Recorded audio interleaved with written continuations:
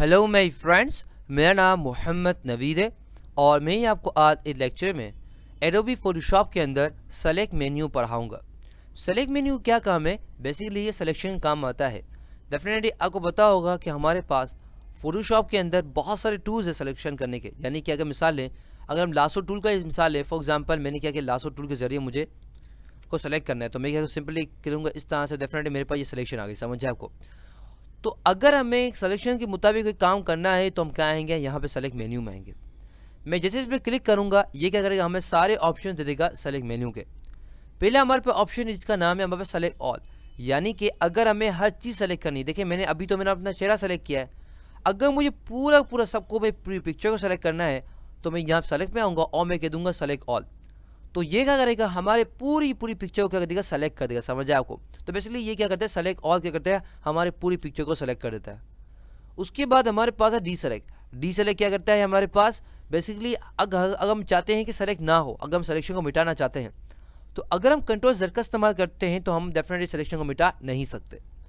तो अगर हमें हमारे सिलेक्शन को मिटाना है तो हम क्या करेंगे, डेफिनेटली डी सेलेक्ट का इस्तेमाल करेंगे और देखिए हमारे पास सिलेक्शन मिट गई। समझ आए आपको?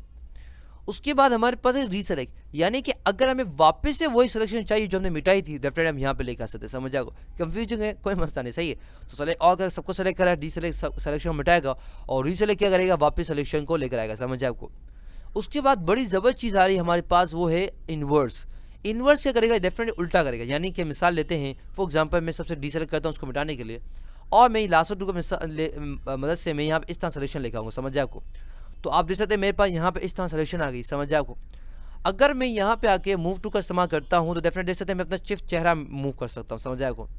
मगर अगर मैं ये चाहता हूँ कि इसको इन्वर्स करूँ, यानी कि मेरे चेहरे की जगह मैं सबको सेलेक्ट करना चाहता हूँ, तो मैं क्या करूँगा, यहाँ पे आऊँगा सेलेक्ट के अंदर और मैं क्या इन्वर्स कर दूँगा। अब क्या किया इसने, बेसिकली हमारे चेहरे को सेलेक्ट नहीं किया, हमारे चेहरे के अलावा इसने हर चीज़ को सेलेक्ट कर दिया। यानी कि अगर मैं मूव टू का इस्तेमाल करूँ अब, तो बेसिकली आप देख सकते हैं कि मेरे पास अब मेरा चेहरा मूव नहीं हो रहा, बेसिकली मेरी बॉडी और मेरा डेफिनेटली ये मूव हो रहा है। समझ आए को? तो इन्वर्स क्या करेगा, जो हमने सिलेक्शन की है उसको वो क्या करेगा, सिलेक्शन मिटा देगा और बेसिकली जो बाहर की चीज़ें सबको सेलेक्ट करेगा। समझ आएगा? यानी जो सिलेक्शन अंदर है उसको हटा देगा और बाहर की सिलेक्शन को सेलेक्ट कर देगा। समझ आए? इन्वर्स का मतलब ये होता है। समझ आए आपको? उसके बाद हमारे पास क्या, लेयर्स को सेलेक्ट करना है। डेफिनेटली यहाँ पे ऑप्शन मौजूद है। फॉर एग्जांपल आप देख सकते हैं मेरे पास यहाँ बहुत सारे लेयर्स है। अगर मुझे सारे लेयर को सेलेक्ट करना है तो मैं डेफिनेटली, अगर मैं अपनी बात करूँ तो बेसिकली मैं यहाँ पे नहीं आता। मैं क्या करता हूँ, शिफ्ट दबा के रखता हूँ, क्लिक करता हूँ, क्लिक करता हूँ, क्लिक करता हूँ, सारी लेयर सेलेक्ट हो गई। मगर डेफिनेटली हमारे पास ऑप्शन मौजूद है, डेफिनेट वो भी देख रहे थे।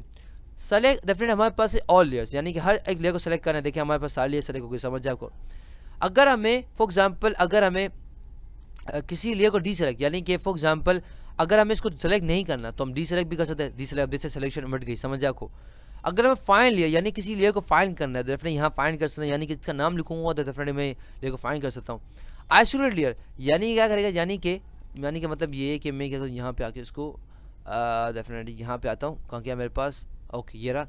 आइसोलेट को अनचेक कर दूंगा। तो बेसिकली फॉर एग्जाम्पल मैं इस लेयर को सेलेक्ट करता हूँ और इस लेयर को, यानी कि 0 और 1 को सेलेक्ट करता हूँ, 1 और 0, सही है। मैं यहाँ पे आता हूँ और आइसोलेट करता हूँ।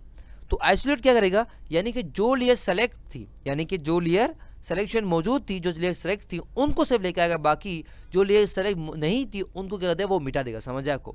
तो आप देख सकते हैं डेफिनेटली मैंने क्या कहते पहले, मैंने बेसिकली ये किया था कि मैंने आइसोलेट कर दिया था, यानी कि इसको सेलेक्ट किया था, उसको किया था, दोनों लेयर सेलेक्ट किया, पहली और दूसरी, 1 और 2, सॉरी 1 और 0।